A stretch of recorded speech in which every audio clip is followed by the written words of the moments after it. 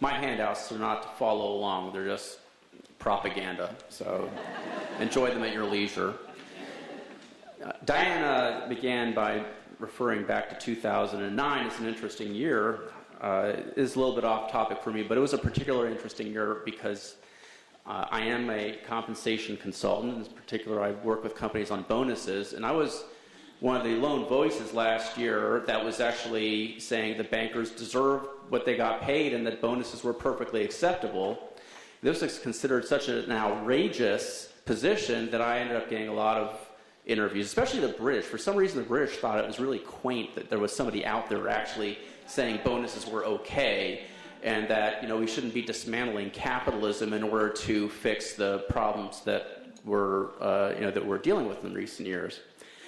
But on to the topic. And by the way, I'll take questions on that afterwards, probably when we're off the stage, though.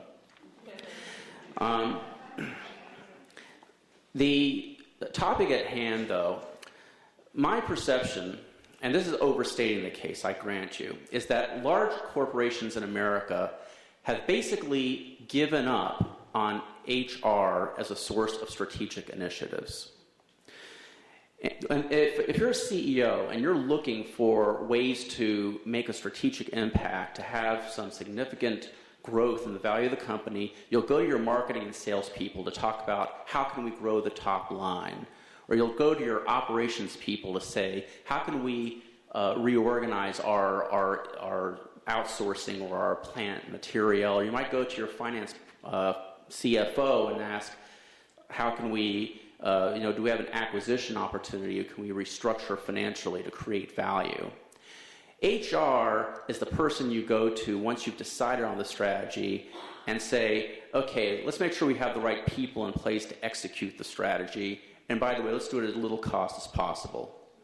And let's stay in compliance so that we can run our business without running afoul of the law. I think part of that fault, not very much of it, but a little part of it is the fault of HR.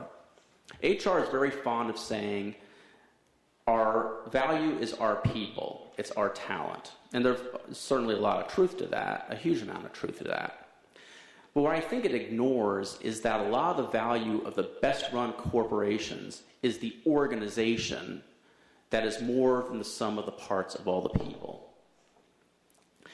I'll give you an example of how I run into that in my work. I was working for a large entertainment company.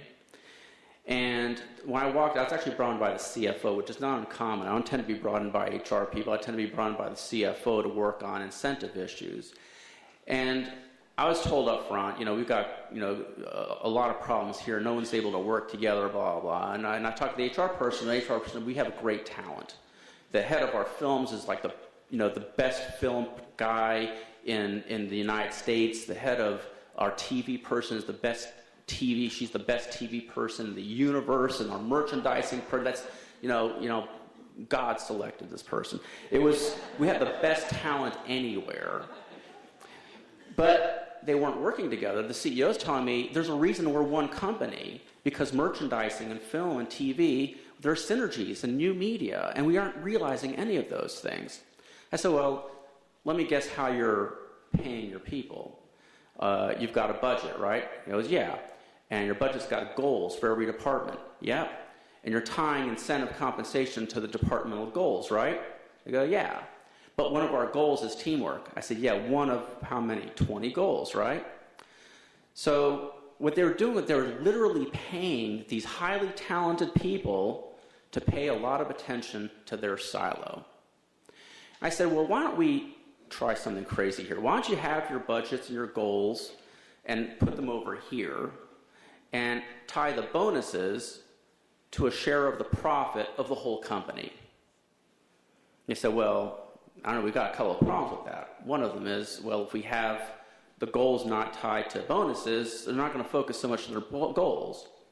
And I said, it sounds to me like your problem is not that they're focusing too little on their goals, they're focusing too much on their goals, or they're focusing on their goals in an unbalanced manner, in a way that's not leading to company-wide profitability. So, well, another problem, though, is if we focus too much on profit, they can game that too, can't they? I mean, they can short-term it. They could, fire people, that we might need because it saved money this year, but then we'll have to rehire them next year at a higher cost, et cetera. And they also worried a little bit about short-terming it from cutting corners from a compliance perspective. They said, if we don't, there's a great example at a hospital where I proposed something similar. Well, if we cut corners, we could really get ourselves into trouble. We can run afoul of the law. And so what happens if you cut corners? What's the worst thing that can happen if you cut corners? They go, well, we get shut down. So it doesn't sound to me like a very profit-maximizing strategy, does it? And I said, no. I said, well, if you're paying them on profitability over time, they're not going to be getting you in a position where you're going to get shut down. So they thought about this, the entertainment company and the hospital, about just having a share of profit over time, this every year, a share of profit being the bonus plan, and having the goals and the metrics over here for the business units, and see how that works. And it works really well. I've been doing this for a long time. If one of the handouts, which I'm not going to have you point to right now, is the performance of my clients, my public company clients versus their sector peers, which is all public information, who I work for and what they've implemented. You can read it in the proxy statements. And the clients outperform their sector peers by a lot, and it's not an accident. They perform by a lot because they're bringing incentives with their talent into their organizations. The gist of a lot of the complaints that I have about how the organizations are misfunctioning, and the reason I kind of lay this a little bit at HR's feet, is that the focus on talent is usually, there's an overinvestment in talent, so to speak. You got to pay a lot to get the right people in place, and you got to pay them bonuses too. But you also have to make sure that the way that you're paying them is that you're paying them to do what you ultimately want them to do, which is grow the value of the business. And that requires incentives. When I say people overinvest in talent, the way they tend to overinvest in talent is by controls. Budgets are a control mechanism. Goal setting is a control mechanism. It's something that senior executives use to control their talent, to keep them in line, to get them to do what they want them to do. But no organization grows great from controls. They grow great from individuals and teams working together to come up with new value-creating ideas and going through the struggle and through the challenge, and sometimes requiring a lot of courage to implement those ideas against odds in order to put the company in a place that it wasn't in this time last year or a couple of years ago. It takes extraordinary imagination, creativity, and courage to do that. And you can't do that with the best control mechanism in the world. You can't budget your way to greatness. You need good incentives. Incentives, properly implemented, will take a bunch of talented people and turn them into a talented team. And a talented team is worth more than a bunch of talented people. My lessons, there's only two real takeaways I want to offer for the main part of my talk, and I want to leave more time for the questions and answers because I actually love the questions, and I like giving. I'm a professor at the university at NYU also, so I like answering questions, and part of what that also brings is rigor to what I do. We do a lot of research. We're a very research-driven firm. We look at the metrics. We look at the way that companies reward their people, and we carefully identify practices that lead to value creation versus practices that don't. For instance, whenever in our research we see a company saying they use the balanced scorecard as the basis for their incentive compensation, I'll invariably toggle over to Yahoo Finance or Google Finance and find that company underperforming the market.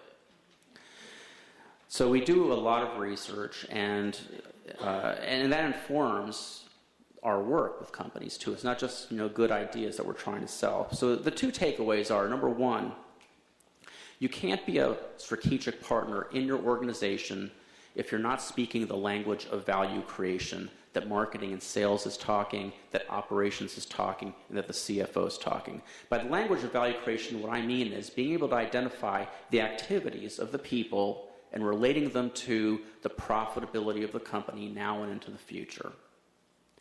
If you're not able to do that with some facility, and it takes a little bit of training to do that, then you'll never be a partner in value creation. Once you have that facility, which just takes a little bit of training in financial literacy, a little bit of getting to know the operations people from a slightly more analytical perspective rather than just an HR person's perspective. Once you do that, you'll be able to become a champion in your organization for investing more in incentives rather than controls. I don't know of any company out there, trust me, none of you belong to a company where there are too few controls. But I guarantee you that every one of you is in a company that's looking for ways to add more controls in. So if you get to be a partner in value creation because you've learned the language of value creation, it'll give you enough of perspective, and as Diana was saying, with enough information, with enough data, you can then become a champion for better incentives that will really drive your HR, your people, your talent to heights that they couldn't otherwise achieve. Thank you.